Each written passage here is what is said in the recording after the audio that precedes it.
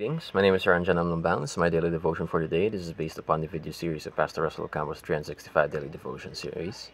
And our topic for today is Kaizen, make daily progress. Our scripture is Proverbs chapter 13, verse 11. Wealth gained hastily will dwindle, but whoever gathers little by little will increase it. So, pinaka-main topic natin dito is two concepts, no? Yung isa na yung pinag-aaralan natin ngayon is yung Kaizen. But let's look at Keikaku. Keikaku is the radical change.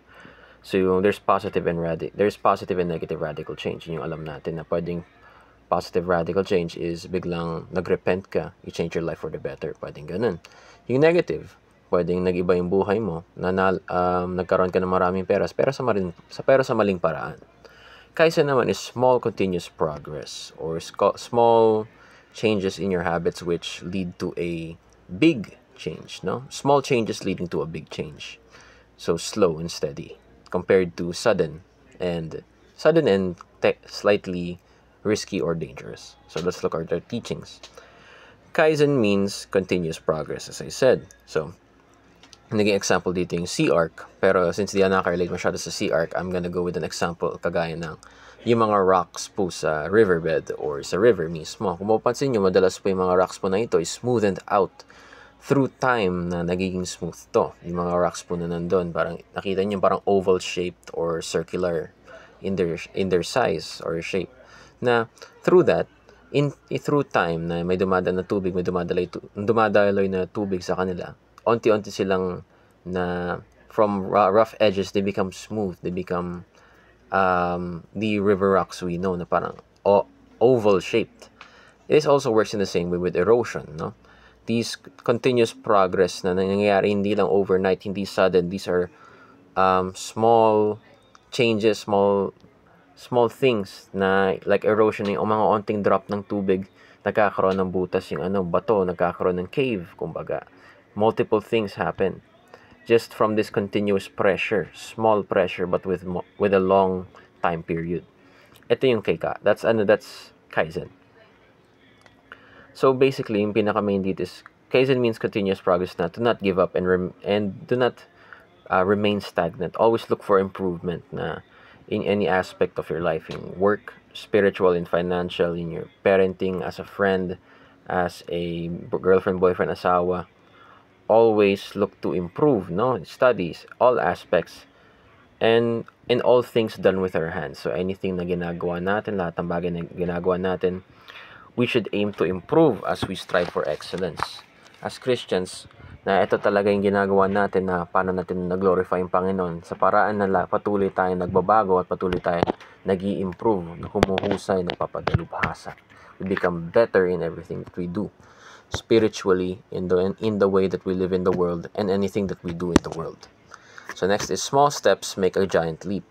So every day must be our small step, no? Kung meron kang plano man, kailangan mo ng direksyon at yung mga small step na yun, eventually nagiging giant leap yun. Let's look at it in the sense na pag humakbang ka ng isa, medyo maliit. Pero let's say humakbang ka ng 5, alright, mahirap yun. We compare this to a leap, no? Kung kaya mong tumalon na parang with your 2 legs to a certain point, malayo yun at the first move, no? Pero mas mabilis pa ka mapagod. There's much more energy expenditure. Pero compared to when you are walking, sure, it's slower, but it is also surely gonna reach that point. But also, it is continuous. Kaya mo siyang i-maintain yung walking speed compared to jumping far. Always a leap. Ito kasi parang always a step closer. Kasi ito, yung mga small steps na to na pag pinagsama-sama, di ba? Everyday, daily success. Every day is daily success. Every day, meron kang nagagawa, meron kang na-accomplish. Through this, na pag pinagsama-sama mo, yung buong linggo mo, isipin mo, successful. Through that, pag pinagsama-sama mo yung buong linggo mo, the entire month is successful. So on and so on.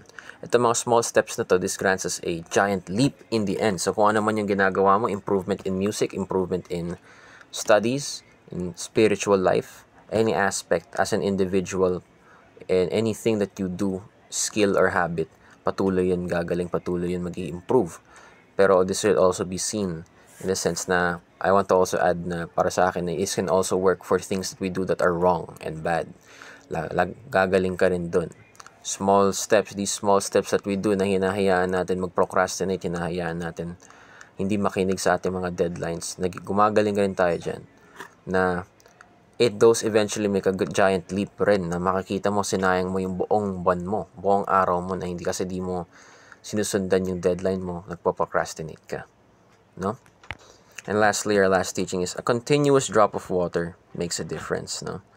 So alam natin, kagaya ng sabi kanina, pati yung tubig na shape niya yung bato with the right amount of time, with the right amount of pressure. Isipin mo patak ng tubig makakabutas ng bato with time. So, yung pinaka-point nito is we have to remain persistent. As yung drops of water, yung pinaka-meaning nito is how our life is used, how our time is used. This basically represents how our time is used, no? So, saan ba pumapatak yung oras mo? No? Saan mo ba ibinubuhos yung oras mo, yung panahon mo? So, yung time, yung panahon mo to make a difference, no? Saan mo ba binubuhos? Binubuhos mo ba sa mga bagay na hindi makabuluhan? Binubuhos mo sa mga bagay na hindi importante? Binubuhos mo ba madalas sa mga laro? I am also guilty to that as well, no? So, basically, do not waste your time. Kasi it will make a difference talaga. Mapapansin mo na pag naglalaro ka, gumagaling ka. Kahit anumang ginagawa mo, gumagaling ka talaga dun.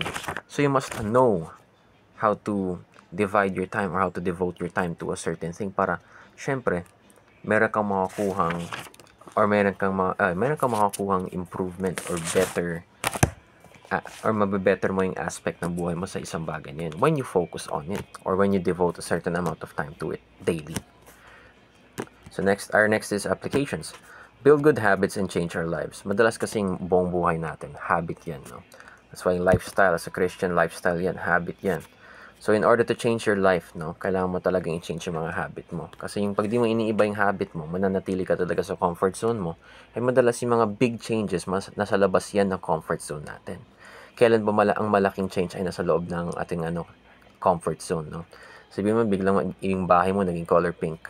Diba? Magugulat ka rin. It's not within your comfort zone. Kasi sanay ka sa yung bahay mo, parang medyo aesthetic na wood, no? Ganun talaga. So, build good habits to change your lives. Kung gusto mo talagang ibahin yung buhay mo, if you want to build toward a big change, you have to have a big change within your habits. Change your habits, make it something useful. It has to be done every day, no? So, big changes happen within time. So, sa lahat yan, yung habit mo in finances, family, relationships, lahat yan. You have to look for a continuous amount of improvement. Next is accomplish small tasks every day. No? Ito yung maganda dito, sinabi ni Pastor Russell Ocampo na pagkailangan mo talaga malaman yung plano sa iyo ng Panginoon. Kasi kung wala kang direksyon, wala kang planning, wala kang plano para mag-accomplish ng isang bagay, wala ka talaga ma-accomplish, wala kang matutunguhan, at definitely wala ka ring mararating. Kasi kung wala kang plano, wala kang direksyon, wala kang pangarap, or di mo alam ano yung plano para sa iyo ng Panginoon, hindi ka gagawa ng paraan. Hindi ka magpupursige. Dahil alam mo, or di mo alam ano yung totoo mong purpose sa mata ng Panginoon. So how will you give out a good amount of effort kung sa sarili mo, feel mo, it's just a worldly plan, worldly dream, no? So basically, kagaya na sinabi ko rin kanina, dagdag ko na accomplish small tasks but daily, everyday, di ba? Sinabi natin na pag pinagsama-sama mo ang mga araw na successful ka, kasi whenever you accomplish something, that is a successful day. And when you finish that, when you do 7 days of doing something successful, that's a whole week of success. Sipin mo, tapos pag pinagsama-sama mo yung isang linggo, naging whole month of success yun. And eventually, pag pinagsama-sama mo yung buong lahat ng buwan, it becomes a year. And eventually, when you continuously do that, that becomes a whole life of success. Always see it in that way. 3 is be persistent and never give up. Ito yung maganda dito. Yung isa sa mga nakuha kong aral dito na kung bilang mga Kristiyano na pag wina-worship natin ang Panginoon, yung plano rin natin dapat nag-change tayo. Kasama nila na nagko-conform tayo into a new identity na kagaya ng Panginoong Hesukristo natin, na isa sa mga characteristic niya is, he is very nagpupursige siya. He is very persistent, no? Determined. Kasi ano ba yung ginawa niya? We're not supposed to give up as followers of Christ. Di tayo nag-give up as Jesus never gave up. Lord Jesus Christ never gave up. He continued on. Mahirap magbuhat ng cross. Mahirap mapako sa cross. Tinuloy-tuloy niya yan para sa atin. At bilang mga followers niya, dapat ginagawa rin natin ang ganong mindset na tuloy-tuloy tayo sa pangarap na sinet ng Panginoon sa atin, ang plano na ginawa ng Panginoon, inilaan sa atin ng Panginoon. Now, we must not give up. Continuously do that as Jesus never gave up. That is one of the characteristics na di ko napansin sa kay Hesus Kristo noon. No? And I'd like to think na as a Christian, you shouldn't give up. You should always be persistent. Always strive for change. Kahit mahirap yan. It is a testament to what life is. So, kailangan natin gayahin ng Panginoon na kahit gaano kahirap binubuhat natin burden, we should give it to Him, and we should also always be persistent and continue. No? Next is discussion.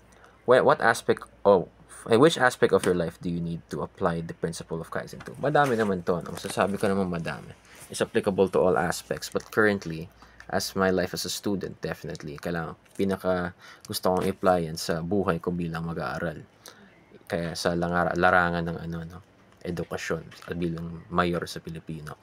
As that is yung dahil yun yung pinaka-main, ko muna, no? Pinaka-main duty as the moment, as a student, kailangan kong galingan. Yun yung pinaka-aspect na gusto kong pagandahin. Maybe through reading, small 15 minutes, every 30 minutes, sa certain topics, at maybe speaking sometimes, or just trying to improve every day through recitation para mas mag-flow yung pagsalita ko. No? So, yun lang. Salamat sa pakikinig and mabuhay.